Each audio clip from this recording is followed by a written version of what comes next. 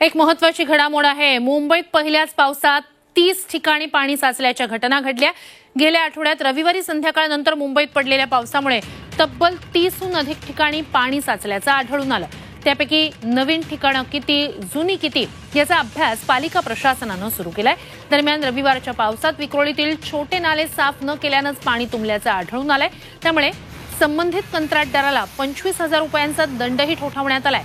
दरम्यान ज्या ठिकाणी पाणी साचण्याच्या तक्रारी येतील त्या ठिकाणापासून 50 मीटरच्या परिसरातील नाले तपासणी करून तातडीनं उपाययोजना करण्याचे निर्देश मुंबई महानगरपालिकेच्या अतिरिक्त आयुक्तांनी दिले। तर पहिल्या पावसात मुंबईत कुठे कुठे पाणी साचलं होतं आपण पाहूया। दादर टीटीचा परिसर, हिंदमाता, हिंदू कॉलनी, लालबाग, वरळी, परळ, शिवडी ते वडाळा शहरी भागात या ठिकाणी पाणी साचलेलं होतं। तर पूर्व उपनगरात विक्रोळीतील टागोर नगर, साकीनाका, मुलुंड, भांडूप, विद्याविहारचा परिसर, तर पश्चिम उपनगरामध्ये दहिसर, चेकनाका, अंधेरी, वांद्रे पूर्व परिसर, विलेपार्ल्याचा काही परिसर आणि मालाड या ठिकाणी पाणी साचलं होतं।